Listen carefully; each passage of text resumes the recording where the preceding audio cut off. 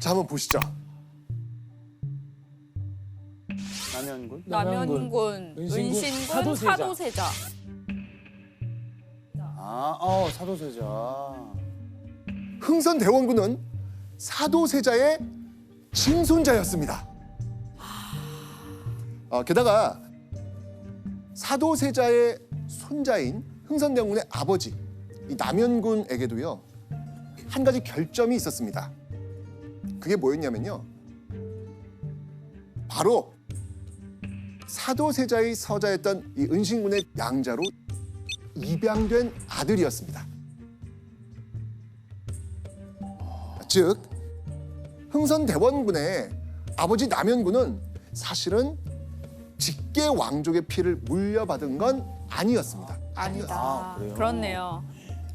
이 말은요, 흥선대원군 역시 폐위된 사도세자의 후손인데다가 직계 왕족과는 거리가 멀었다는 거죠. 그래서 조정안에서 자신의 능력을 발휘할 기회조차 제대로 얻을 수 없었던 겁니다. 자, 그렇다면 흥선대원군은 이대로 자신의 능력을 발휘할 수 없었을까요? 근데 총명하고 하니까 뭔가를 또 생각하지 않았을까? 그렇죠. 다행히 흥선대원군이 자신의 똑똑함을 보여줄 수 있는 곳이 있었습니다. 바로 이곳입니다. 종친부, 왕실 후손들에 대한 일을 처리하는 기구입니다. 관련된 행정적인 네. 일을 하는 곳이란 얘기예요. 흥선대원군은 헌종이 왕이었던 시기 27살부터 바로 이 종친부에서 왕실 종친들의 그 명단을 정리하는 업무를 담당하고 있었습니다. 그리고 왕실의 장례 과정을 관리하는 업무도 함께합니다. 이곳에서 흥선대원군은요 실무 능력을 인정받게 됩니다. 그리고 이내 바로 이 종친부의 실세가 됩니다. 자, 그런데 흥선대원군에게 주어진 기회는요 딱 여기까지였습니다. 네. 아무리 똑똑하고 일을 잘해도 흥선대원군이 조선 조정에서 할 수 있는 일은 한계가 있었습니다. 왜냐면 조선 초기 태종 때부터 이 종친들은 나라의 중요한 자리에 올라가지 못하게 했습니다. 왜냐면 종친들이 그렇게 권력을 얻으면 뭔가 세를 불려가지고 왕한테 해를 끼칠 수도 있으니까 그걸 그냥 아예 차단해버린 거죠. 그래서 종친들은 명예직을 얻고 그리고 거기서 월급은 받았는데 한 번 종친이 되면은 몇 대 동안 아예 과거의 응시조차 하지 못합니다. 네. 자, 그런데요 1849년 조선 전체가 아주 들썩이는 사건이 생깁니다. 당시 왕이었던 조선 제24대 왕 헌종이 23살의 나이로 사망한 겁니다. 자, 그런데 이때 너무나 뜻밖의 왕위 후보로 선택된 인물이 있습니다. 왕위 후보로 선택된 인물 누굴까요? 헐종이죠. 철종도 후보 중에 한 명이었겠죠. 이때 후보로 올라온 사람이 바로 흥선대원군이었어요. 왜? 그리고 될 수 없잖아요. 자, 아주 좋은 질문입니다. 네. 우리의 이야기는 여기서 시작되는 네. 거예요. 조선 후기 왕들은요 마땅한 후계자 없이 일찍 사망하는 경우가 많았습니다. 그리고 헌종 역시도 후계자 없이 사망합니다. 자, 이렇게 직계열통으로는 왕실의 대가 끊기게 되니까 그럼 어떻게 해야 될까요? 나머지 다른 가지들을 찾아봐야죠. 그렇죠, 맞습니다. 족보를 거슬러 올라가가지고 직계가 아니더라도 왕이 될 적합한 인물을 찾아야 했습니다. 종친들. 종친들, 그렇죠, 바로 종친들. 찾고 찾고 또 찾다가 종친부에서 일하던 흥선대원군까지 후보에 올라가게 된 거예요.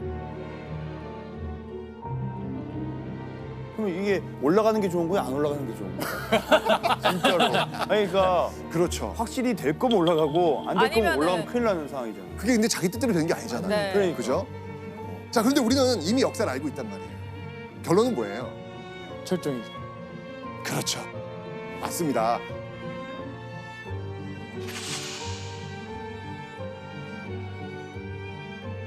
안동 김씨가 선택한 왕은 바로 강화도 남욱군 출신 철종이었습니다. 그렇게 10여 년의 시간이 지난 1863년 겨울, 흥선대원군이 그토록 기다리던 일생일대의 기회가 찾아옵니다. 무슨 일이 벌어졌을까요? 바로 철종의 건강 상태가 심상치 않다는 소식이 궁궐에 퍼지기 시작한 거예요. 당시 위독한 철종에게는요, 굉장히 다른 큰 문제가 있었습니다. 자식이 없다. 후사가 없다. 그렇죠. 철종 역시 대를 이을 후계자가 없는 상황이었습니다. 철종이 위중하다는 소식에 엄청나게 분주해둔 사람들이 있겠죠. 네. 누가 있을까요? 안동 김씨. 그렇죠. 맞습니다. 왜냐하면 자신들과 의견이 다른 인물이 왕위에 오른다? 오, 이렇게 되면 여태까지 쌓았던 이 안동 김씨의 권세 어떻게 될까요? 무너지죠. 그렇죠. 안동 김씨는요, 반드시 자기 가문을 비호해줄 왕을 다시 찾아야 했습니다. 그런데 바로 이 안동 김씨 못지않게 이 성을 아주 날카로운 눈빛으로 주시하고 있던 인물이 있었습니다. 바로 흥선대원군. 그렇죠. 흥선대원군은요, 이번 기회에 자신의 아들을 왕으로 만들어야겠다라고 결심을 하거든요. 그러니까 원래는 본인이 왕이 되고 싶어 했는데 왜 갑자기 또 자기 아들을 이렇게 세우려고 이렇게. 나이가 너무 많아져.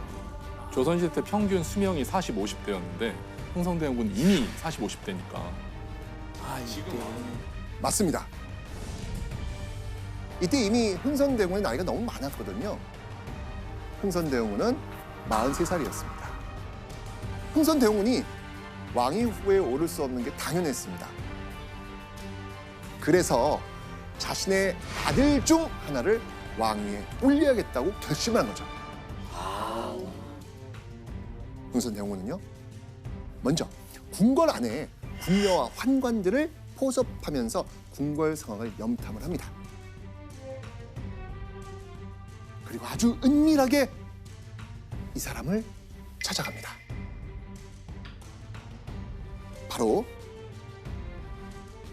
당시 왕실의 최고 어른인 신정왕후였습니다.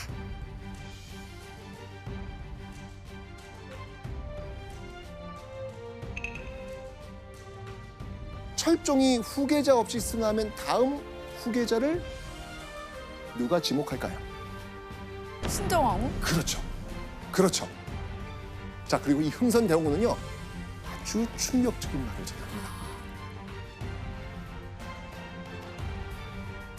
만약 국왕이 서거했을 때 김씨들이 다른 왕족으로 철종의 뒤를 잇게 한다면 김씨들의 권세가 강고해질 것입니다. 이 말은요, 철종의 후계자를 절대로 안동 김씨가 정하게 하면 안 된다는 말이었습니다.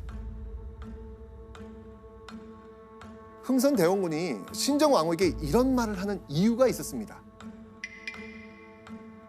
바로 안동 김씨가 세운 철종이 왕이 되면서 권력 싸움에서 밀려났던 이 풍양 조씨 가문, 신정왕후가 바로 그 풍양 조씨였던 겁니다.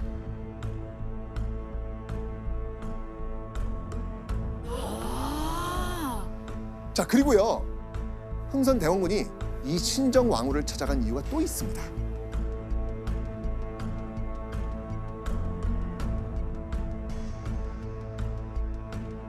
만약 이때를 틈타 저의 계책대로 하신다면 대사를 이룰 수 있을 것입니다. 이 말은 곧 나에게 좋은 방법이 있으니 안동 김씨를 막으려면 나의 손을 잡으십시오. 이야. 자, 그렇다면은 흥선대원군이 전한 그 계책은 과연 무엇이었을까요? 바로 자신의 아들을 신정왕후의 양자로 드리라는 겁니다. 신정왕후는요, 남편 효명세자가 죽은 이후 자신이 낳은 아들 헌종이 어떻게 됐다 그랬죠 아까? 죽었어요. 이미 일찍 죽은 상황이잖아요. 그래서 왕으로 세울 만한 마땅한 후계자가 없었던 거예요, 이 신정왕후에게는. 자, 그렇다면 종친인 흥선대원군의 아들 중 한 명을 자신의 남편 효명세자의 양자로 만들면 어떻게 될까요?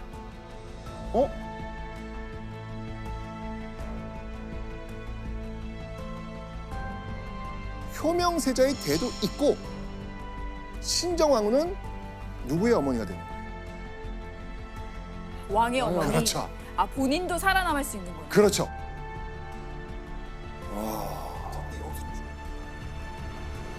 자, 당시 흥선대원군에게는요, 적자로는 2명의 아들이 있었거든요. 한번 보시죠. 자, 첫째 아들이 이재면, 둘째 아들이 이명복. 이 두 사람 중에 철종의 뒤를 이어서 다음 왕, 고종이 되는 아들은 누굴까요? 보통 첫째 아들 하지 않을까요? 첫째 아들. 그렇죠? 예. 첫째들이 돼야죠. 그렇죠? 음. 그런데 바로 이 둘째 아들 이명복이었습니다. 왜요? 왜냐면 첫째 아들 이재면은요, 이미 성인이잖아요. 신정왕후가 수렴청정을 할 수가 없어요. 아. 신정왕후가 권력을 잡을 수 없는 거예요. 의미가 없네요. 그렇죠. 게다가 흥선대원군도요, 이미 성인이 된 아들의 뒤에서 권력을 행사하기 쉽다, 안 쉽다? 어렵다. 어렵죠. 야. 반면에 흥선대원의 둘째 아들 이명복은 당시 12살이었거든요. 신정왕후가 수렴청정이 가능해지는 거예요. 와. 결국은 둘 다 본인들이 정치를 하고 싶었던 거네요. 맞습니다.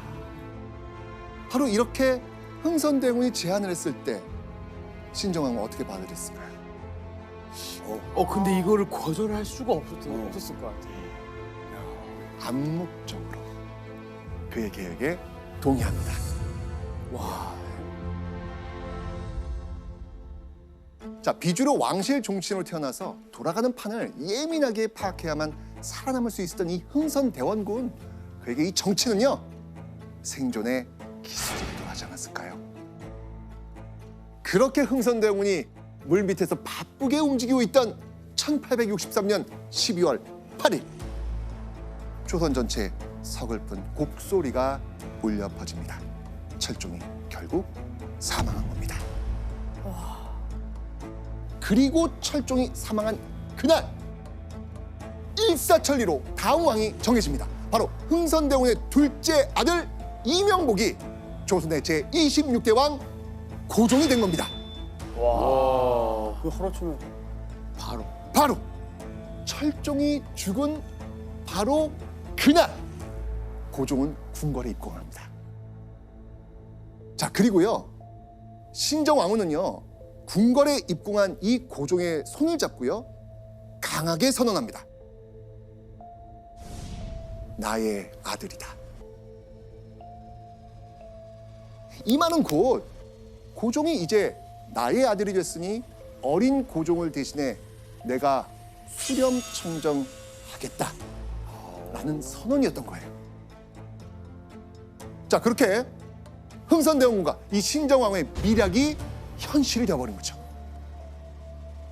근데 이런 상황들이 다 진행되고 있는데 안동김 씨는 그냥 가만히 있나요? 예.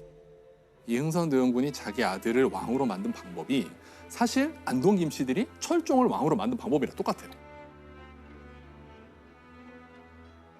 철종을 순조의 아들로 입양시켜서 순원하고 김씨한테 수렴청정 시켰잖아요. 자기들이 사용한 방법으로 역으로 치고 들어오니까 불만이 있어도 말할 방법이 없는 거예요. 없는 거지. 본인들도 했는데. 똑같은 방법이었으니까요. 맞습니다. 자, 고종이 왕이 된 그날 위치가 달라진 사람이 또 있습니다. 바로 이 인물의 탄생을 알리는 순간이었죠. 흥선대원군. 맞습니다. 자, 그런데 여러분들 혹시 이 대원군이 어떤 뜻인지 아세요? 대원군. 왕의 아들 대군. 대군의 위에니까 원. 뿌리 원해서 원 위에 그 느낌 아닐까요? 큰데 네. 우리 도희 씨 진짜 많이 알게 됐어요.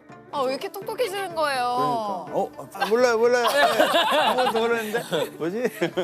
자, 바로 왕의 직계혈통이 아닌 사람이 왕이 됐을 때 그의 아버지에게 붙여주는 호칭이에요. 대원군. 그렇죠. 자, 이렇게 왕족의 후손이었지만 이 권력의 변방을 떠돌던 이 흥선군 이하응. 그가 우리가 아는 흥선대원군이 되어가지고 권력의 중심부로 단숨에 치고 들어온 겁니다.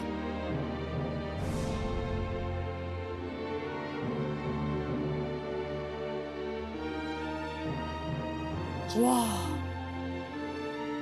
자, 그리고 흥선대군의 이런 행보에 뒤에서 힘을 실어준 사람이 있었습니다.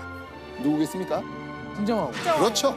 바로 신정왕후였습니다. 이렇게 두 사람은 일종의 정치 파트너가 된 겁니다. 교수님, 그러면 신정왕후의 도움 없이는 흥선대원군은 정치에 참여를 못하는 상황인 건가요? 네, 이 대원군이라는 자리가 다른 종친들과 마찬가지로 왕의 아버지라는 엄청난 명예, 지위는 있는데 사실 실권은 없었습니다. 그러니까 흥선대원군이 정치를 하려면 이 신정왕후나 아니면 고종의 승인이나 아니면 최소한 묵인이 필요했던 거죠. 그래서 이렇게 흥선대원군이랑 신정왕후는 서로 긴밀하게 협력 관계를 계속 이어나갔었습니다. 맞습니다. 왕실 가장 우더른인 신정왕후의 전폭적 지지를 받고 있는 이 왕의 아버지 흥선대원군. 흥선대원군은요, 고종이 왕이 된 직후부터 고종의 뒤에서 조선의 국정 운영을 주도하기 시작합니다. 자, 이때 흥선대원군은요, 자신의 집 운영궁에서 아주 놀라운 일을 벌입니다. 흥선대원군이 자신의 힘을 과시하기 위해서 엄청난 행동을 했거든요. 자, 여기서 한번 문제 내보겠습니다. 흥선대원군이 고종과 긴밀한 모습을 과시하기 위해 만든 것, 이것은 무엇일까요? 정답. 예전에 전쟁했을 때 전쟁에 승리한 장군들이 개선문 딱 지나가는 것처럼 네. 그 마을에 들어오는 큰 문을 만들어요. 왕이 들어오는 문. 와, 지금 너무 지금 소름 돋아가지고 일단 문 아니 그거 맞아요.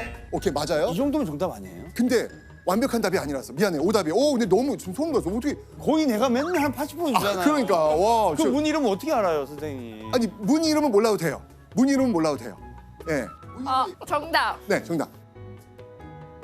고종과 흥선대원군만 지나다니는 문을 만듭니다. 정답. 정답. 아, 진짜로. 멋지다, 예원아. 멋지다. 눈치가 보통 눈치가 아니에요. 맞습니다. 이 운영궁과 창덕궁을 잇는 전용문을 만들어요. 그러니까 자신의 집과 궁을 잇는 궁궐 전용문을 만든 겁니다. 그러니까 필요한 일이 있으면 언제든 궁궐에 찾아가겠다는 거였죠. 그런데요, 문이 하나가 아니라 두 개였어요. 한 문 하나의 이름은 공근문, 또 하나 문의 이름은 경근문. 먼저 공근문은요, 대원군이 궁궐에 갈 때 쓰는 문 이름입니다. 자, 그렇다면 또 다른 문, 이 경근문, 누가 쓰는 걸까요? 고종이 올 때 그렇죠, 맞습니다. 바로 고종이 운영궁으로 아버지를 만나러 올 때 쓰는 전용문입니다. 자, 이게 왕이 지나다니는 문을 자신의 사저에 만들었다? 이거는 있을 수 없는 일이에요. 이건 말도 안 되는 일이에요. 흥선대원군이 그만큼 왕과 가까운 인물임을 보여주는 상징적인 이름이었던 것이죠. 자, 그리고요, 언제든지 정치에 개입할 수 있다는 의미였겠죠. 자, 그런데 이 문에 붙인 이름, 이거 상당히 의미심장합니다. 상당히 의미심장합니다.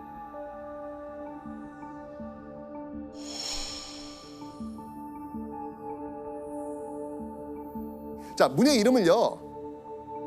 앞 글자만 따서 한번 읽어보세요. 공경. 공경. 그렇죠. 우와. 나를 공경하라? 그런 느낌 오시죠? 느낌 오시죠? 자, 근데 여기서 주목해야 되는 글자는요. 공경도 중요하지만 네. 바로 가운데 이 근자입니다. 근입니다. 근은 뭐냐면 아랫사람이 윗사람을 뵈러 간다는 뜻이에요.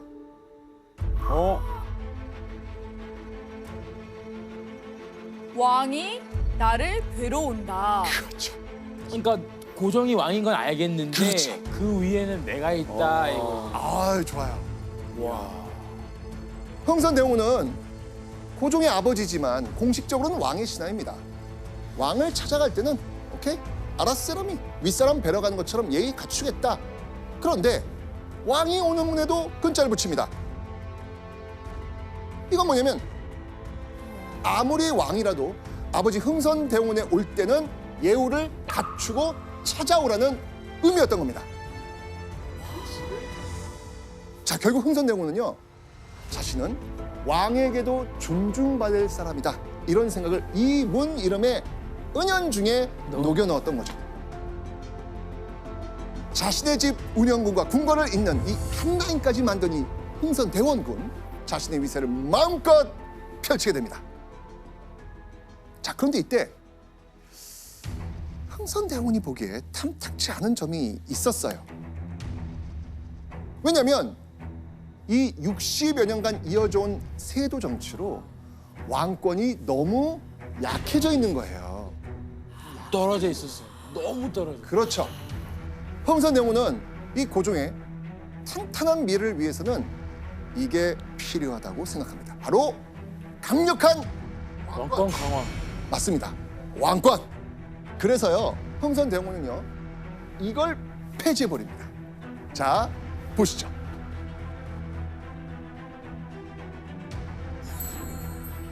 바로 비변사란 기관입니다. 이 비변사는요, 인사권과 군사권을 쥐고 있는 조정의 핵심 기구가 비변사였습니다. 자, 그럼 이걸 장악하고 있는 게 누구였을까요? 안동김 씨. 그렇죠. 바로 안동김 씨였습니다. 그래서 흥선대원군은 결단을 내립니다. 오랜 시간 동안 왕권을 약화시켜온 이 비변사를 폐지시킵니다. 자, 그렇게 흥선대원군을 충격에 빠뜨린 사건이 발생합니다. 재위 10년 차가 된 아들 고종이 흥선대원군의 뜻을 거스리고 독단적으로 벌인 일 때문이었습니다. 바로 고종이 경복궁 안에다가요, 독립공간을 만든 거예요. 궁 안에 궁? 그렇죠. 고종이 만든 독립공간의 이름은 건청궁. 궁 안에 있는 또 다른 궁, 왕과 왕비만의 공간을 만든 겁니다. 이게 무슨 의미였을까요? 이제 휘둘리지 않겠다라는. 그렇죠. 더 이상 아버지의 간섭 받기 싫다. 드러내는 거예요. 건청궁 설립을 통해서 고종은 흥선대원군의 섭정에 불만을 가지고 있다는 걸 은연중에 드러낸 겁니다. 근데 오랜 기간 동안 가만히 있었던 이 고종이 왜 갑자기 이렇게 변한 거예요? 나이가 든 거죠. 이제 20대지 않습니까? 정치하기 딱 좋은 나이인 거죠. 그러니까 대략 그때쯤부터는 내 아버지 말고 이제는 내가 직접 정치를 하고 싶다라는 생각을 했었던 것 같습니다. 와, 이것도 그런데 흥선대원군은요, 크게 걱정하지 않습니다. 본인의 힘이 그렇죠. 있기 때문에. 네. 왕 위의 왕이라 불릴 정도로 자신의 기세가 등등한데 어떤 누구도 나 흥선대원군 건드릴 수 없어 라고 생각을 했던 것이죠. 그러던 어느 날 흥선대원군이 지금까지 힘 힘겹게 읽어온 삶을 와장창 산산조각내는 사건이 벌어집니다. 대체 무슨 일이 벌어진 걸까요? 화면으로 한번 확인해 보시죠. 종친의 반열에 속하는 사람은 그 지위만 높여주고 후한 녹봉을 줄 것이며 나라의 정사에 관여하지 못하게 하소서. 이거 대체 무슨 말일까요? 무슨 말이지? 그러면은 흥선대원군 쪽에 있던 사람들의 힘을 잃게 하는 거 아니에요? 그 종친이 누구겠습니까? 흥선대원군? 네. 지금 누군가 정면으로 흥선대원군을 비판하는 상소를 올린 거예요. 와. 상소를 올린 주인공은요, 왕의 비서인 승지 중 가장 말단 동부 승지로 갓 임명된 최익현이란 인물입니다. 상소의 전체 내용을 요약해 보자면요, 공식적인 직책도 없는 오직 국왕의 생부에 불과한 대원군이 대체 왜 국정에 참여하냐는 겁니다. 자, 그렇다면 아버지 흥선대원군을 공개적으로 비판하는 이 상소를 본 고종, 그의 반응은 어땠을까요? 고종의 반응은 이랬습니다.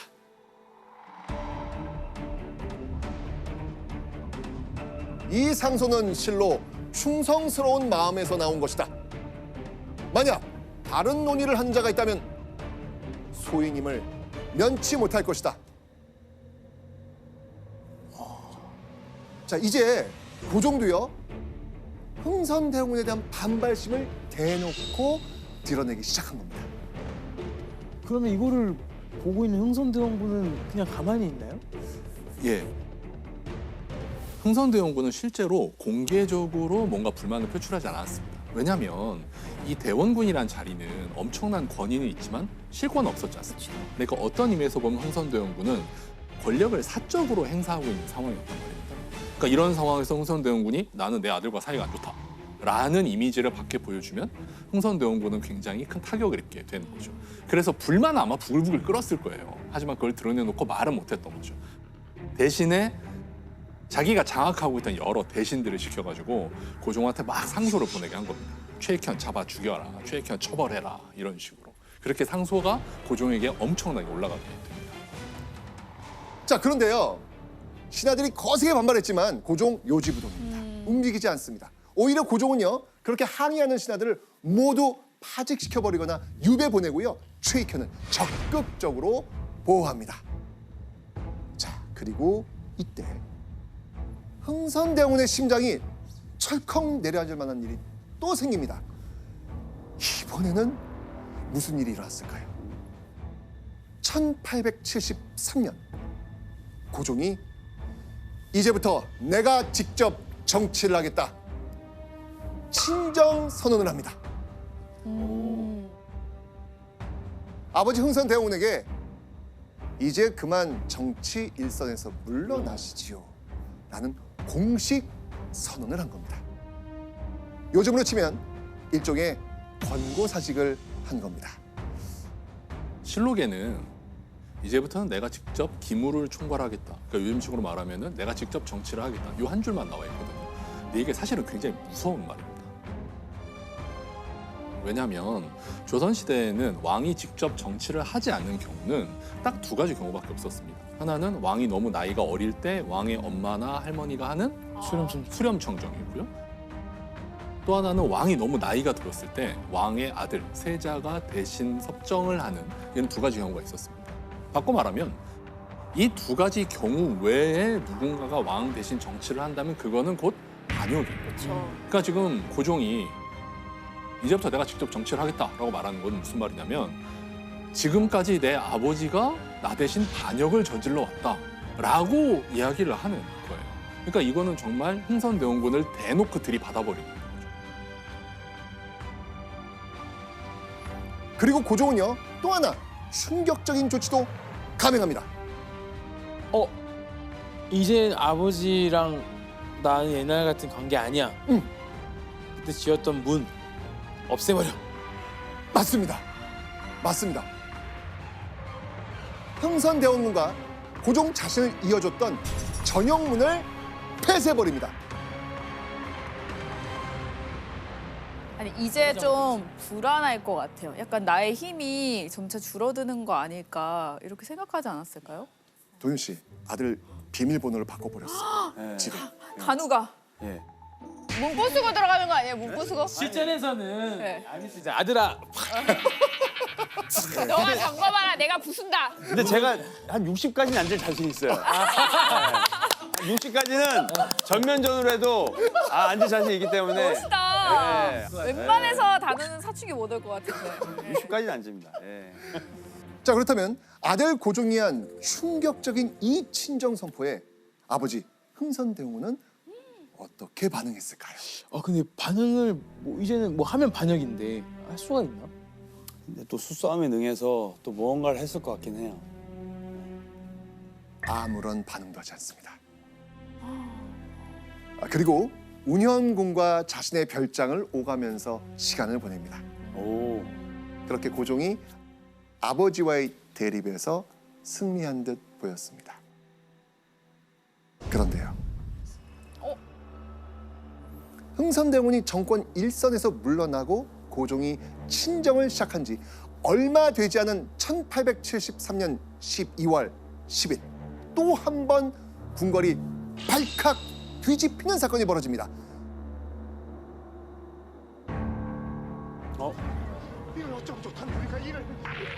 호금? 뭐야?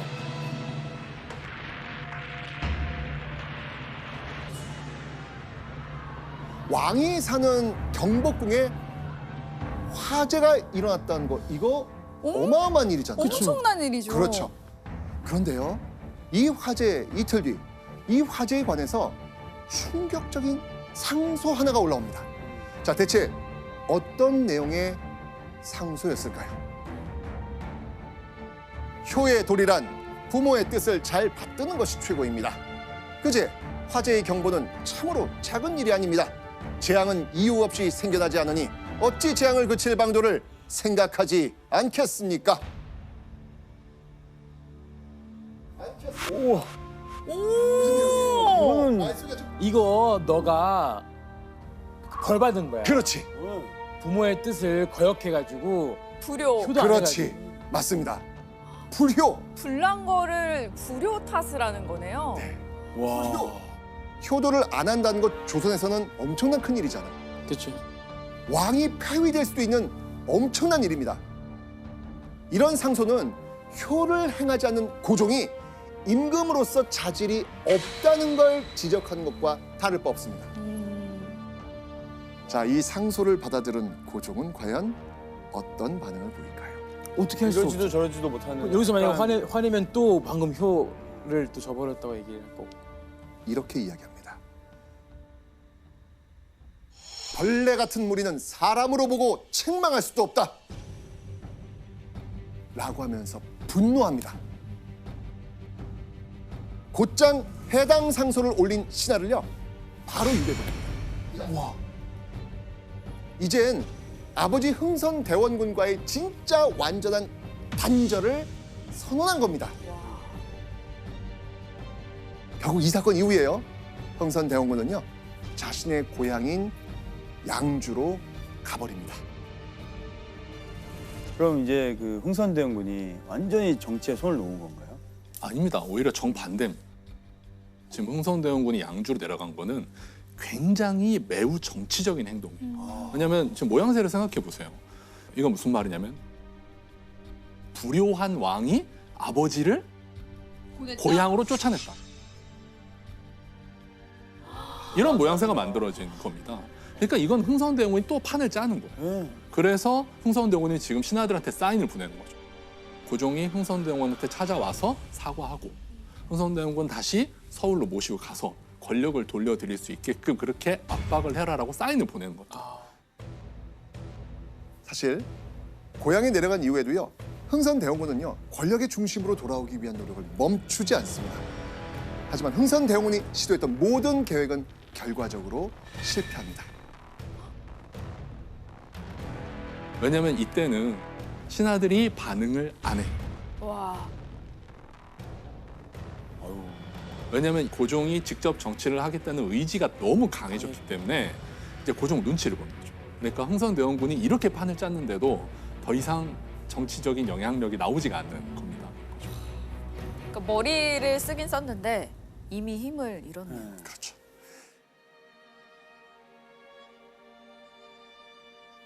자신의 아들을 왕으로 만들기 위해 노력했지만 결국 왕이 된 아들에게 쫓겨나고 만 겁니다.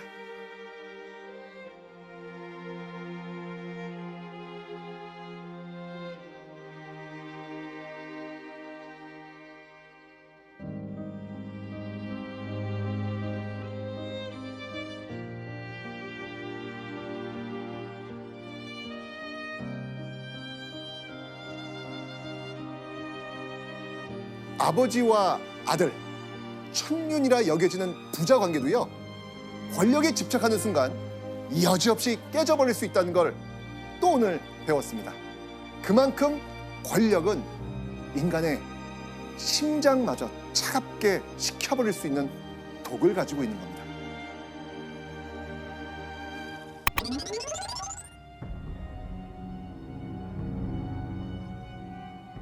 때는 1912년 5월 25일 따사로운 햇살이 덕수궁을 비추고 있던 어느 아름다운 봄날이었습니다.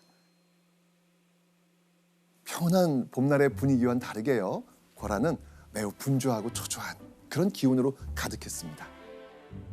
그리고 그때 왕의 침전인 함령전 뜰에서 이리저리 발걸음을 옮기면서 그 누구보다 불안해 보이는 한 인물이 있었습니다. 바로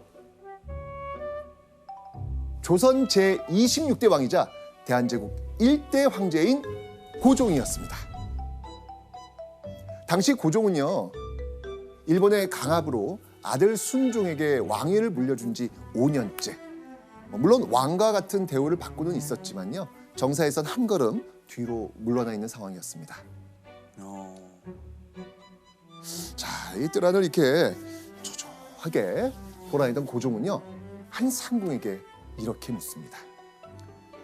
소식은 아직이더냐? 상궁에게 묻고 잠시 후 봄에 꽃봉오리가 터지듯 아이의 울음소리가 터져 나왔습니다.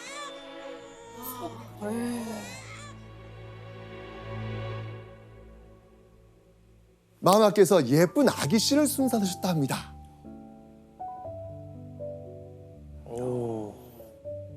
그제서야 고종은 아이의 탄생을 기다리며 초조했던 마음을 내려놓고 하늘로 날아갈 듯 크게 기뻐했습니다. 자, 이때 태어난 아이의 사진이 남아 있습니다. 남아 있어요 이때? 야, 우리가 역사 여행 떠나는데 1900년 되니까 이런 사진이 있다는 게 신기하네요. 항상 그림이었는데. 그러니까요.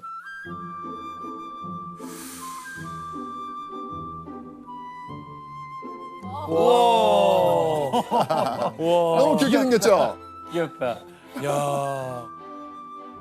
자, 이 아이가 바로 오늘의 주인공 덕혜옹주입니다. 아, 귀여워요.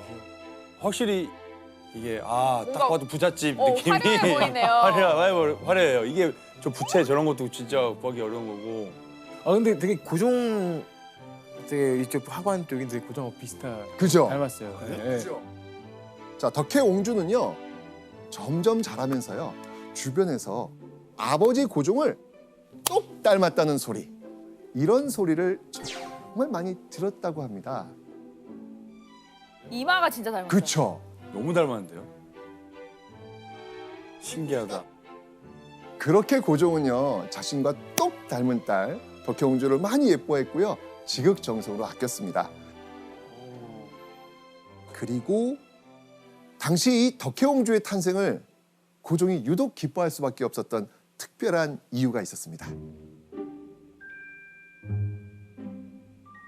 아들만 있고 딸은 하나도 없었나? 오늘 날아다니십니다. 그래요? 네, 예, 뭔가 느낌이 맞습니다. 고종은요, 그동안 아들만 있고 딸이 한 명도 없었거든요. 와, 맞췄네요. 게다가 이때 고종의 나이가 무려 61세. 와. 늦둥이 늦둥이 그렇죠. 최고네요. 환갑이라는 나이에 아주 귀하디 귀한 고명딸을 얻었던 겁니다. 그러니까 고종은 늑둥이 이 덕혜옹주가 얼마나 사랑스럽겠습니까? 그냥 눈에 넣어도 안 아플 그런 아이 아니겠습니까? 근데 교수님, 이 고종이 덕혜옹주의 탄생을 더 기뻐할 수밖에 없는 이유가 또 있지 않습니까? 네.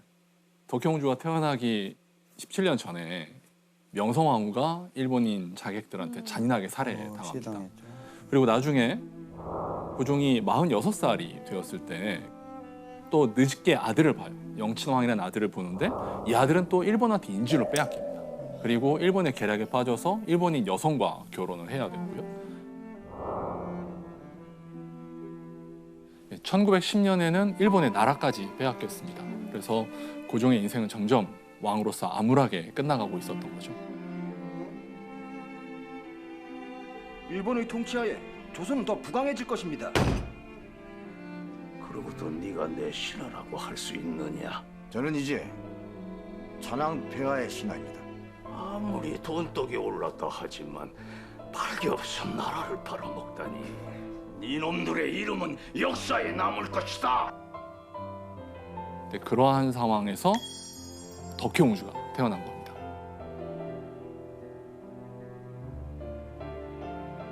이렇게 절망 가운데 있었던 고종에게는 어떤 인생의 마지막 희망, 마지막 빛으로 여겨질 수도 있었던 것 같습니다.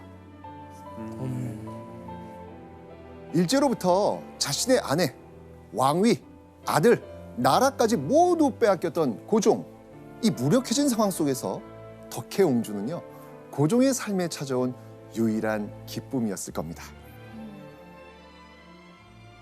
자, 그런데 분명히 고종의 딸이라고 제가 얘기했잖아요. 예. 왜 고종의 딸을 공주가 아닌 옹주라고 불렀을까요? 이거 동현 씨 알잖아요. 저 알죠. 공부를 했잖아요. 예. 그 정실 부인이 아니고 이제 그 후궁의 딸은 이제 옹주라고. 네, 맞습니다. 바로 덕혜옹주 어머니의 신분 때문이었습니다.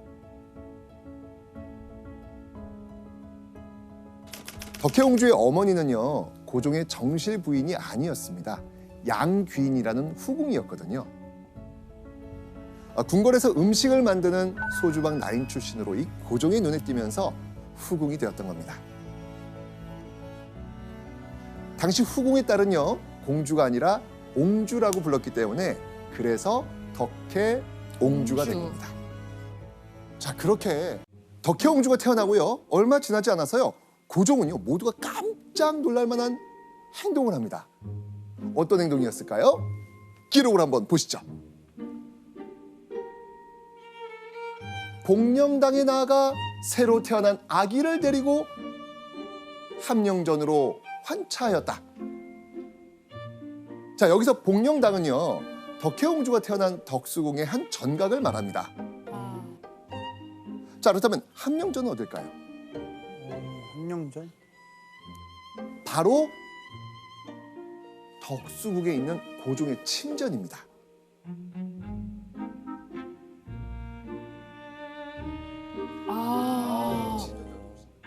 쉽게 말해서 덕혜옹주를 너무 사랑스러운 고종이 생후 50일도 안 된 덕혜옹주를요, 자신이 거처하는 함령전으로 데려와 버린 거예요.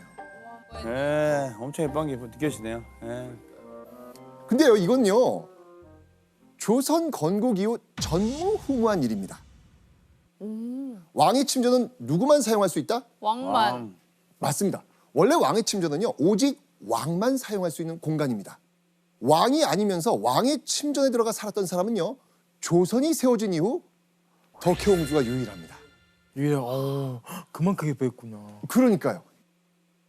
낮이고 밤이고 이 곁에 두고 싶은 아빠 고종의 마음이었죠. 심지어는요, 한 상궁이 남긴 기록에는 이런 일화도 있습니다. 어느 날 함령전에서 변복동이란 유모가 이 덕혜옹주를 재우고 있었어요. 근데 이때 갑자기 고종이 딱 들어와 버린 거예요. 그 왕이 왔으니까 어떻게 해야 돼? 누워 있었니? 이거 어떻게 해야 돼요? 일어나요. 오, 당연하죠. 당연히 일어나려고 했을 거 아니겠습니까? 근데 고종이 이때 이렇게 말합니다.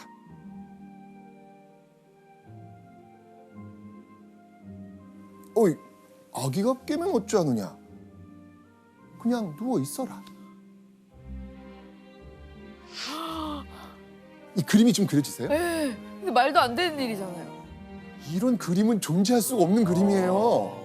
근데 그 정도로 이 고종에게 제일 중요한 건 누구였다? 덕혜옹주. 그렇죠. 그 순간 고종은 자신에 대한 예의보다 딸의 그 꿀 같은 단잠이 훨씬 더 중요했던 것이죠. 그렇게 덕혜옹주는요, 든든한 아버지 고종의 품 안에서 사랑을 한 몸에 받으면서 무럭무럭 잘 자라났습니다. 고종이 딸에게 딱 한 가지 못해줘서 마음에 걸렸던 게 있습니다. 이걸 못 줬어요. 뭐였을까요? 바로 호적 등록. 호적 등록이 네. 안 돼요? 네. 덕혜옹주가요, 5살이 넘도록 아직까지 왕실 족보에 들어가지 못하고 있었던 거예요. 왜요? 당시는요, 일제강점기였습니다. 그죠? 왕실 족보에 이름을 올리기 위해선 누구의 허락이 필요했을까요? 아, 일본. 네, 일본의 허락이 필요했습니다. 자, 그런데 일제는 덕혜옹주의 어머니 양귀인의 신분이 미천하다라는 이유로 덕혜옹주의 입적을 거부한 겁니다. 자, 그런데 고종은 덕혜옹주가 하루빨리 자신의 공식 딸로 인정받기를 원했습니다. 만약 왕실의 후손으로 입적되지 못한다? 가뜩이나 이 왕실 후손에 대한 경계가 심한 상황에서 일제가 언제 덕혜옹주를 해칠지 모르잖아요. 그러니 왕실 족보에 이름 올려서 이 소중한 딸을 안전하게 보호하고 싶은 아버지의 마음이었던 것 같습니다. 그러던 이 고종의 걱정거리를 한 방에 날려버릴 수 있는 절호의 기회가 찾아옵니다. 바로 조선 총독부의 데라우치 총독이 인사차 고종이 있는 덕수궁을 방문한 겁니다.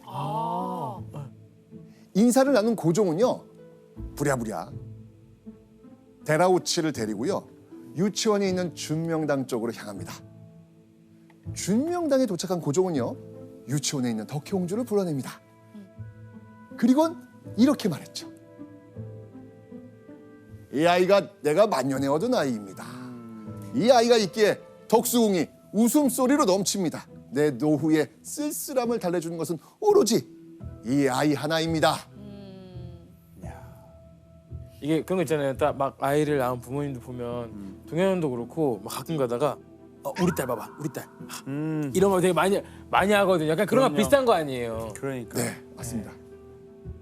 자, 그렇다면 그 결과는 어떻게 됐을까요? 데라우치 총독은요, 관저로 돌아간 후에 다른 사람이 이렇게 이야기했다고 합니다. 뭐 그 귀엽고 천진한 옹주를 보고 나니까 이거 나도 너무 까다로운 핑계를 대지는 못하겠더라고. 오늘은 보기 좋게 한 방 톡톡이 당했어. 해준다는 뜻이다. 고종의 적극적인 행동에 일본 총독도 더 이상 반대할 수가 없었던 것이죠. 얼마 후 덕혜옹주의 입적 문제는 순조롭게 해결이 됩니다. 와, 최고다. 최고다. 사실상 이전까지만 해도요, 덕혜라는 이름도 없이 복령당 아기씨로 불리고 있었거든요. 당시 덕혜옹주 관련 기록에도요, 다 복령당 아기씨라고 작성되어 있습니다. 그런데 마침내 6살이 된 덕혜옹주가 정식으로 왕실 족보에 이름을 올린 겁니다. 그리고 어느 날 고종은요, 이렇게 말합니다. 덕혜만은 꼭 우리나라 사람과 혼인시킬 것이네. 고종은 덕혜옹주의 약혼을 추진하겠다고 선언하죠. 근데 이때 덕혜옹주의 나이는 6살이었습니다. 6살 약혼. 근데- 어디서 유치원에서 만나는 거. 근데 마음이 급했나 봐요.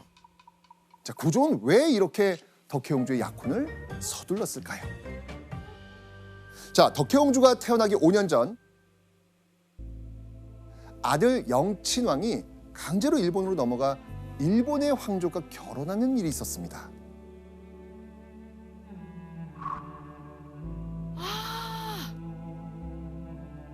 고종이 보기엔 덕혜옹주라고 해서 예외일 것 같지 않았던 거예요.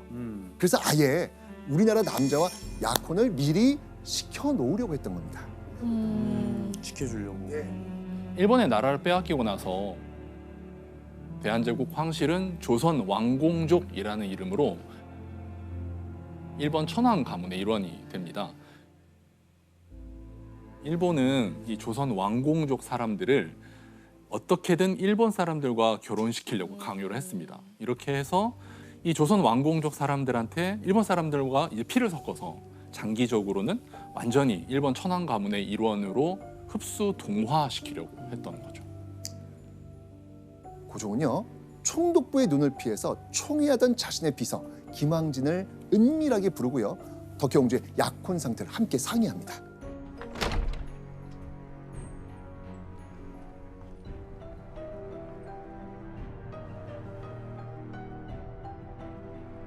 가까이 오너라. 누굽니까? 글 장자의 한수한 김장한이라 하옵니다. 내 옹주만은 일본 놈들이 앗아가지 못하도록 지켜주려는 것이다. 아직 어린 나이이기는 하나 내 길이를 잡아 너와 덕혜 가연을 맺어줄 생각이다. 자, 그렇다면 이 두 사람의 약조 지켜졌을까요? 지켜줬을 것 같은데요? 지켜지지 않습니다. 왜요? 일제가요, 고종의 이 계획을 눈치를 챕니다. 그러면서 김황진의 덕수궁 출입 자체를 금지해버린 거예요. 이렇게 결국 덕혜옹주의 약혼 계획은 무산되고 맙니다.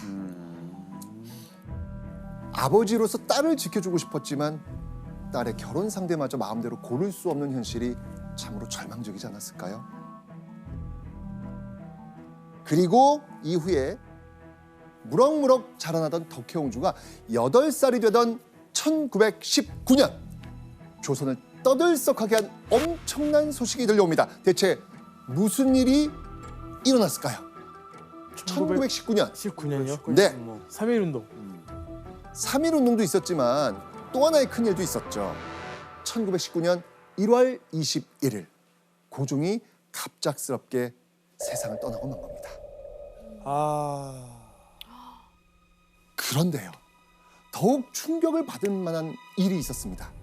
아버지 죽음에 대한 해괴한 소문이 덕혜옹주의 귀에 들리기 시작한 거예요. 어떤 소문이었을까요?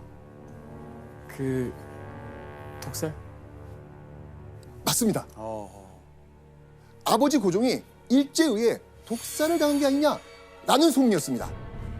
자, 대체 왜 이런 소문이 났던 것일까요? 당시는요, 파리에서 평화회의가 열리던 시기였습니다. 이때 고종이 조선의 독립을 호소하는 밀사를 파견하러 계획을 세웠는데 그걸 일제에게 들키고 만 거예요. 그러니까 이제 일제의 눈엣 가시였던 거네요. 그렇죠. 여기에 분노한 일제가 고종을 무참히 독살시켰다는 소문이었던 겁니다. 자, 그렇다면 이 소문 사실일까요? 그거 사실이에요? 그러니까. 당시 덕혜옹주의 어머니 양귀인은요, 고종이 일제에 의해 독살당했다고 믿었던 것 같습니다. 하지만 정확히 알 수는 없습니다. 일제는요, 고종의 사망 원인을 뇌일혈 혹은 심장마비라고 공표하고요, 고종의 죽음을 마무리했습니다.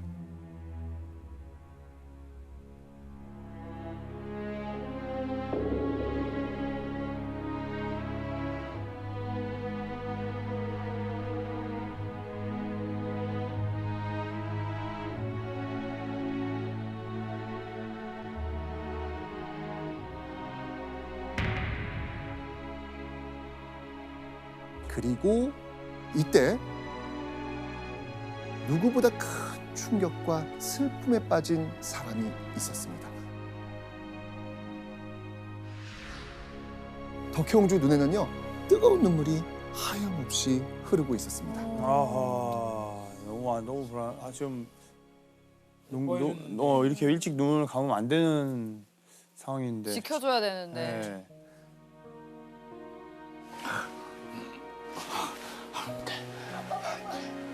왜 그러세요?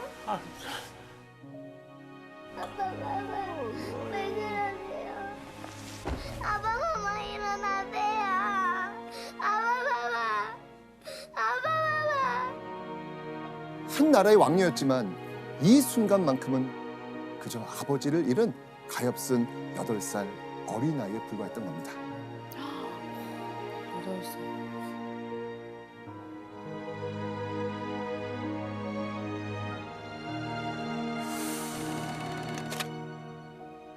그로부터 1년이 흐르고요.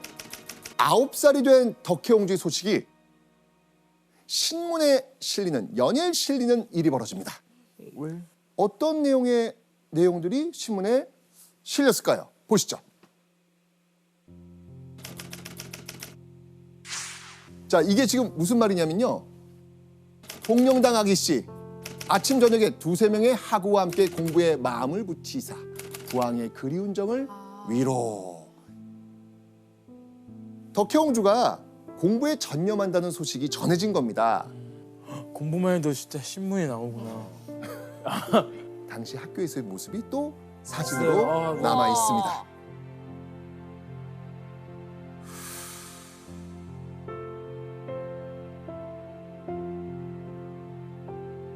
보여요, 딱 보여요. 딱 보여요? 네, 어디요? 딱 중앙에. 아! 야, 그리고 덕혜옹주 잘 보이게 하려고 앞에 친구는 또 치웠네, 막 다른 데도.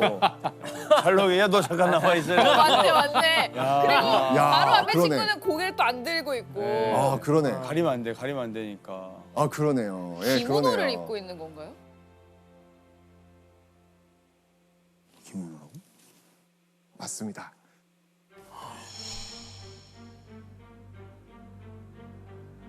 아버지 고종이 죽은 지 1년 뒤 일제는요, 덕혜옹주를 경성에 있는 흰호대 소학교에 입학시키거든요. 흰호대 소학교는요, 일본이 조선에 설치한 유일한 공립 소학교였습니다. 대한제국 황실이 일본의 지배 아래에 있다는 걸 보여주기 위해서, 그리고 덕혜옹주를 일본인으로 교육시키기 위해서 일제가 덕혜옹주를 바로 흰호대 소학교에 입학시켰던 겁니다. 덕혜옹주는요, 일본어, 일본 역사, 일본 문학, 일본식 예절 등 어쩔 수 없이 일본 중심의 과목을 배워야만 하는 안타까운 상황이었습니다. 그렇게 시키는 대로 학교 생활에 전념할 수밖에 없었던 덕혜옹주. 자, 그런데 이후에도요, 덕혜옹주의 소식이 연달아 신문에 실리기 시작합니다.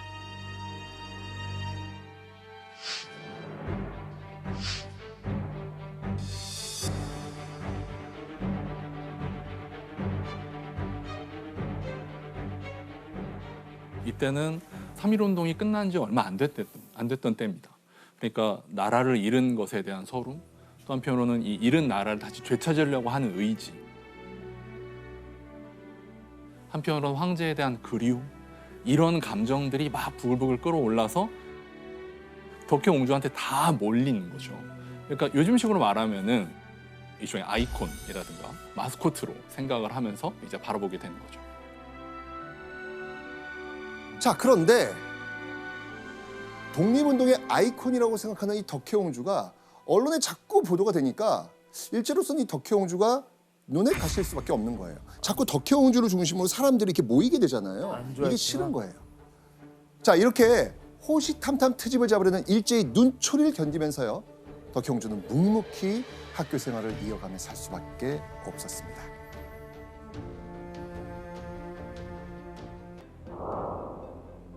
일본으로 강제 유학. 어머니의 죽음까지 마음속에 응어리가 쌓이고 또 쌓이다가 결국 버티지 못하고 참담하게 무너져 버린 거 아닐까요?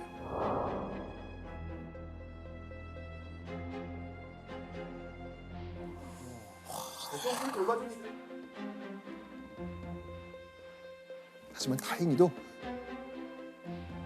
영친왕 부부의 보살핌 속에서 덕혜옹주의 병증이 조금씩 안정되는 듯했습니다. 자, 그런데 덕혜옹주의 병세가 진정되는 듯했던 이때 덕혜옹주는 일본에게서 자신의 인생을 송두리째 뒤흔드는 깜짝 놀랄 통보를 또 받습니다. 덕혜옹주가 20살이 되는 다음 해 일본인과 정략 결혼을 하라는 거였습니다. 덕혜옹주의 결혼을 추진한 건요, 바로 일본 국내성이었습니다. 결혼 상대와 결혼 시기까지 일제 입맛대로 정하고 덕혜옹주에게 통보한 겁니다. 남의 인생을 사는 것처럼 할 수 있는 게 아무것도 없네요. 그렇죠. 아버지를 죽였을지도 모르는 일제가 강제로 정해준 일본인 남편감. 궁금하네요.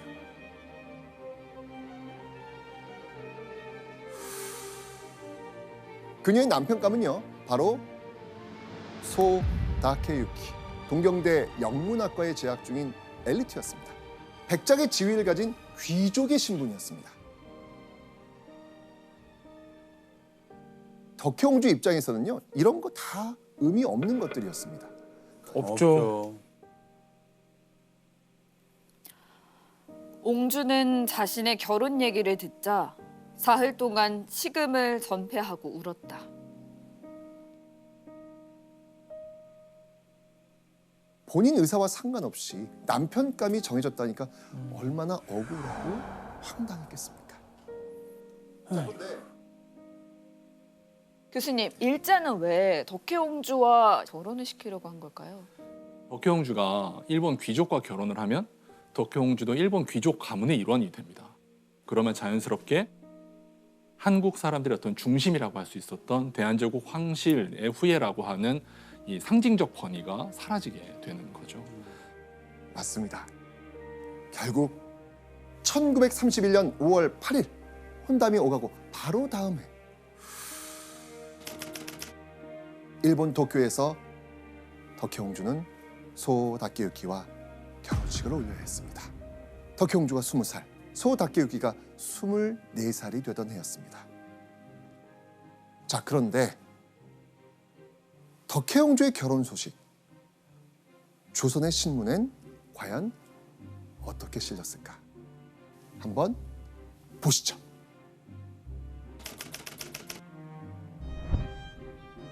(1931년) 조선일보에 실린 덕혜옹주의 사진입니다. 사진을 자세히 보십시오. 어딘가 이상한 점이 있습니다.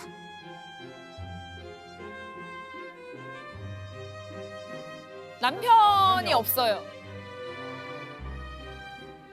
신문사에서 남편을 아예 지워버리고 보도한 거예요.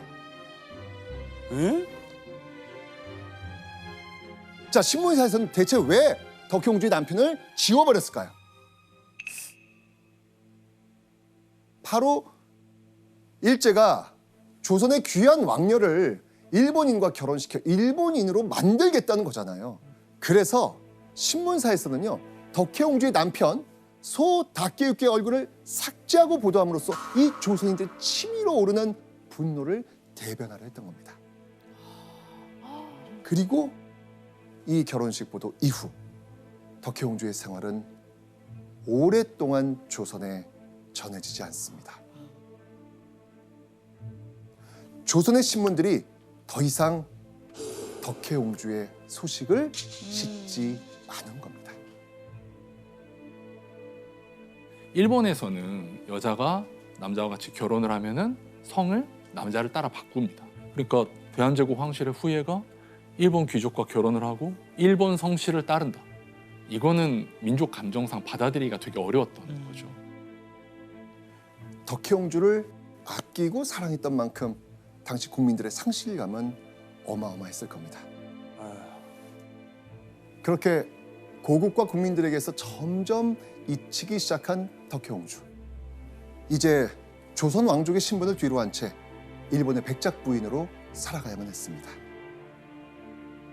자, 그렇다면 덕혜옹주의 결혼 생활은 또 어땠을까요? 그러니까 그게 좀 궁금해요. 그래도 좀 잘 해주면 좀 마음이 좀 그래도 어느 정도는 그래 버틸 수 있을 텐데 제일 궁금해요. 남편이 네. 어땠을지. 두 사람의 결혼 생활은 평온했고요. 부부 사이도 나쁘지만은 않았던 것 같습니다. 왜냐하면 결혼하고 얼마 후 덕혜옹주 부부에게 기쁜 소식이 찾아왔거든요. 어떤 기쁜 소식이었을까요? 아이. 네, 맞습니다. 바로 덕혜옹주가 아이를 가지게 된 겁니다. 1932년 8월 덕혜옹주는요, 결혼한 지 1년 만에 딸을 출산합니다. 딸의 이름은 마사에, 한국식 이름은 정혜였습니다.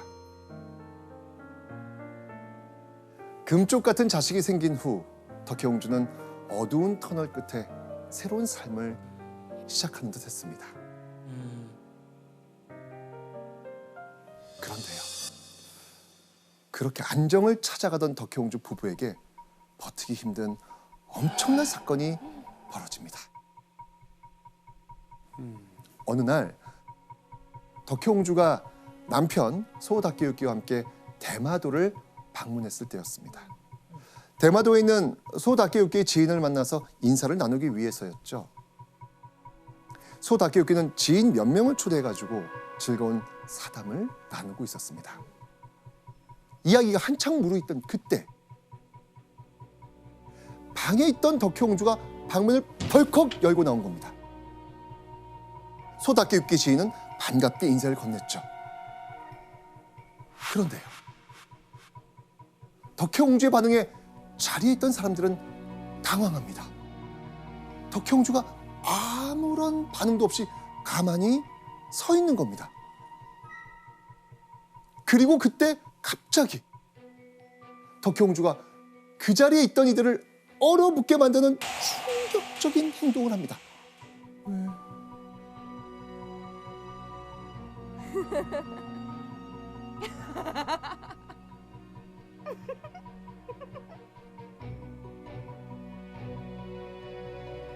끊임없이 소리를 내서 웃기를 몇 번이나 했던가. 정말 병적인 거동이었다.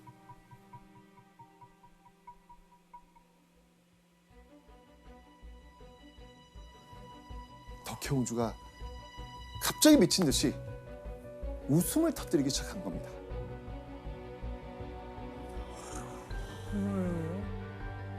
병이 악화된 거 아니에요? 뭐지? 그동안 수면 위로 드러나지 않았을 뿐 어머니를 잃고 난 뒤 끊임없이 덕혜옹주를 괴롭힌 조현병. 이 조현병이 다시 악화되고 있었던 겁니다.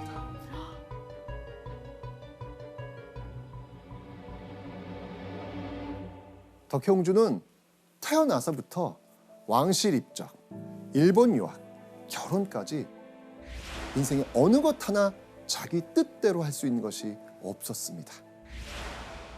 자기 의지와는 상관없이 그저 일제에게 휘둘리는 그런 삶이었습니다. 결국 덕혜옹주를 괴롭힌 기억들은 사라지지 않고 계속해서 그녀를 짓눌렀던 겁니다.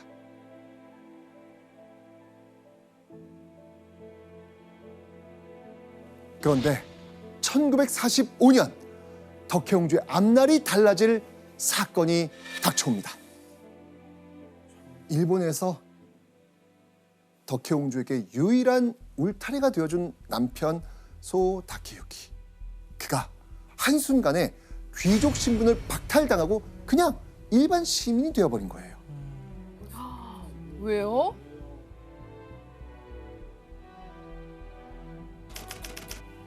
(1945년 8월) 세계 2차 대전에 참전했던 일본이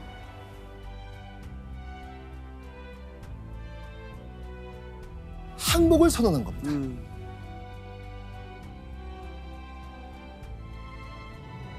일본은 패망한 뒤에 이 헌법도 새로 만들고 여러 가지 제도를 다 고칩니다. 그리고 그 중에는 귀족제도 폐지도 들어가 있었습니다. 그래서 일본의 귀족들은 자기 자귀를 다 반납해야 됐고요. 일본 귀족의 재산에는 굉장히 많은 재산세가 부과가 됐습니다. 그래서 덕혜옹주의 남편인 수호 타케유키도 백작 자귀를 반납해야 됐고요. 살던 집을 팔고 고용인들 다 해고하고 이래야 될 정도로 많은 재산세를 내야 됐습니다. 그리고 그 이후 덕혜옹주는 자취를 싹 감추게 됩니다. 그로부터 4년 뒤 1950년 한 남자가 일본 도쿄에 도착합니다. 그의 이름은 김을한. 그의 정체는요, 서울신문사 도쿄 특파원 기자였습니다. 그는 어느 순간 우리 국민들의 기억에서 잊힌 여인, 일본에서 종적을 감춘 덕혜옹주를 찾기 위해서였습니다. 자, 그런데 김을한이 누구기에 대체 왜 덕혜옹주를 찾고 있는 걸까요? 그러게요. 그냥 기자인데요. 좀 그 왕실과 관련 있는 사람 아닐까요? 네. 혹시 고종이 살아 있었을 때 덕혜옹주의 그 약혼을 추진하려고 했던 일 기억나세요? 네. 자, 고종은요, 총애하던 신하 김황진의 조카. 누굽니까? 글 장자에 한수한 김장한이라 하옵니다. 김장한과 덕혜옹주를 맺어주려고 했었습니다. 맞아요. 김을한이 김장한의 형이었던 겁니다. 그 김장한의 형. 형이고 기자가 된 거예요? 네. 아, 그럼 어쩌면은 그 덕혜옹주하고 가족이 될 뻔했던 그런. 그렇죠. 그래서 찾는 건가? 김을한은요, 고종과 삼촌 김황진의 깊은 인연을 누구보다 잘 알고 있었습니다. 삼촌에게서 고종이 덕혜옹주를 얼마나 아꼈는지, 또 얼마나 덕혜옹주를 걱정했는지 듣기도 했습니다. 그래서 기자가 된 이후에 사라진 덕혜옹주를 찾아 나선 겁니다. 그런데 도쿄에서 덕혜옹주의 행방을 소문하던 김을한, 경악할 만한 곳에서 덕혜옹주를 찾게 됩니다. 김을한이 보고도 도저히 믿을 수 없는 곳이었죠.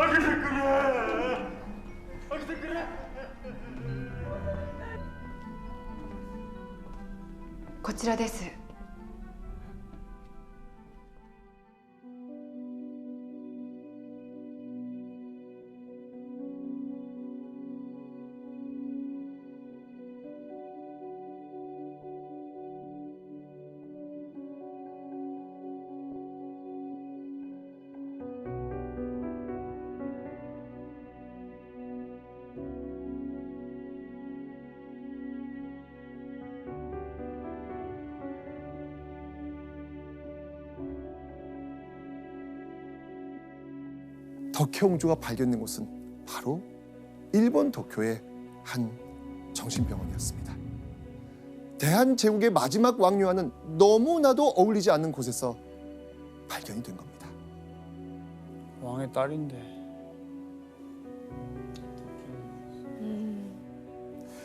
고종이 금지옥엽 아꼈던 딸이자 대한제국의 마지막 왕녀 덕혜옹주. 한때 누구보다 고귀했던 여인이 정신병원에 갇혀있는 비참한 신세가 되고 만 겁니다.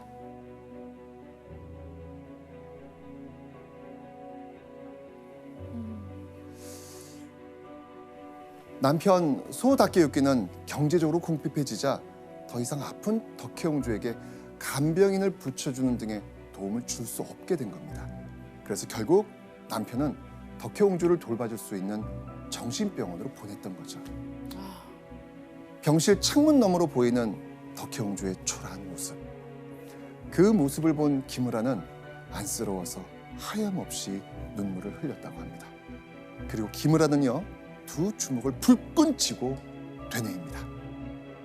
어떻게든 덕혜옹주를 고국으로 돌려보내야겠다. 하지만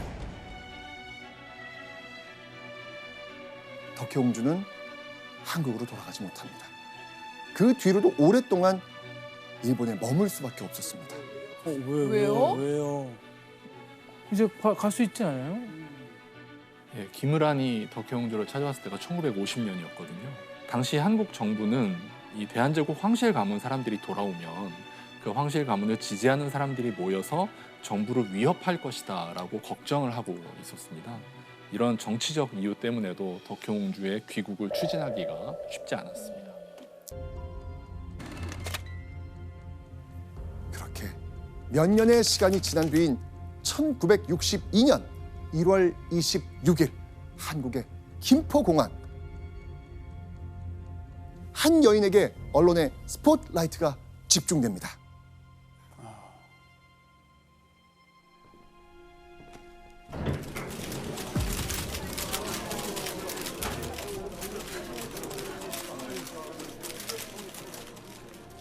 옹주님, 이제 고국에 오신 겁니다. 1925년 일제강점기 14살의 나이에 일본으로 보내져 37년 동안 고국으로 돌아오지 못했던 덕혜옹주. 한국에 돌아왔을 때 그녀의 나이는 어느덧 51세였습니다. 선생님, 근데 덕혜옹주가 어떻게 한국에 오게 된 거예요? 네, 바로 기자 김으란의 끊임없는 노력이 있었기 때문입니다. 김으란이 정신병원에서 덕혜옹주를 발견했을 때 당시 정부는요, 조선의 왕족이 한국에 돌아오는 거 꺼린다고 제가 말씀드렸잖아요. 네. 시간이 흐른 후 이 정부가 교체가 됩니다. 김으란은요, 새로운 정부에 덕혜옹주의 안타까운 상황을 알리고 한국으로 돌아올 수 있게 해달라고 부탁을 합니다.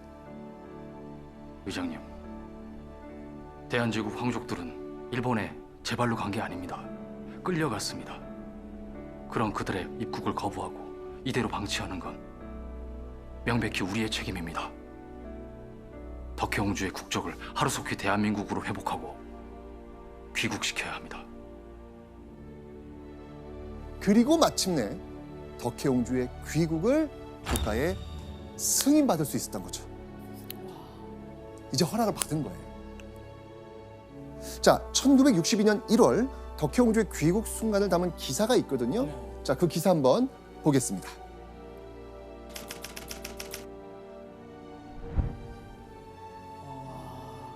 어릴 때 사진이랑 같이.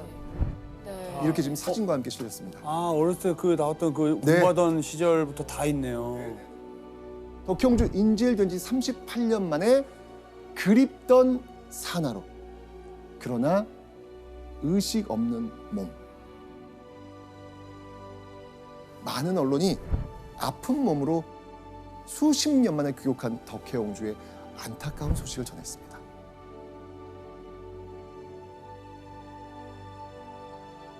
그리고 실제로 덕혜옹주가 한국에 도착했을 때 영화 같은 상황이 펼쳐졌다고 합니다.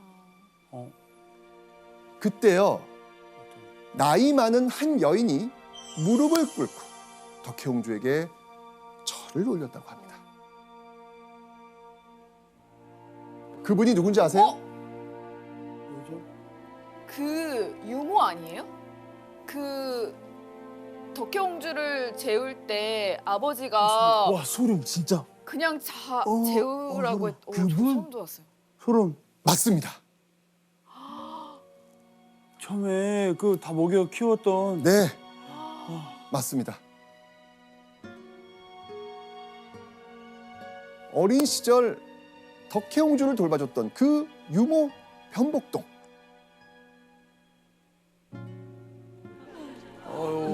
변복동이 김포공항에 마중 올라왔던 겁니다.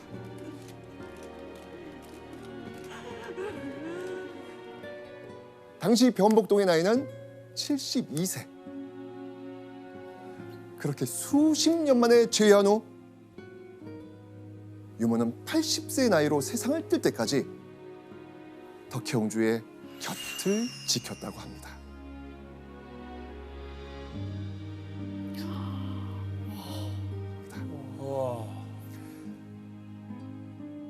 그렇게 덕혜옹주는 27년 동안 창덕궁에서 남은 삶을 보내게 됩니다.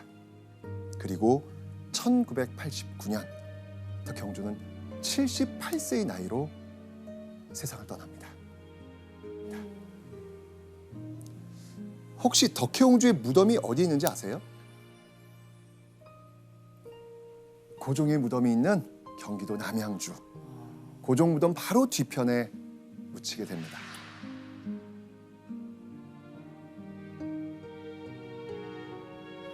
세상을 떠난 뒤에야 비로소 아버지 품에 안기게 된 겁니다.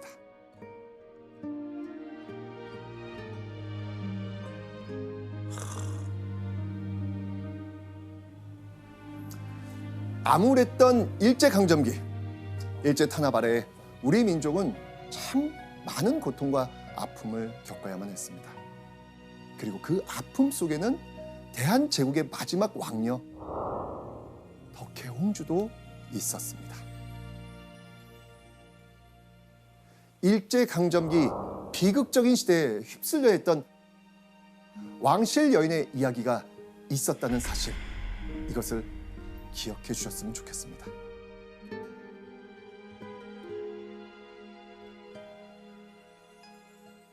네, 사실 저는 원래 잘 알고 있던 얘기였는데도 이렇게 마음이 좀 울컥하는 시간이었습니다.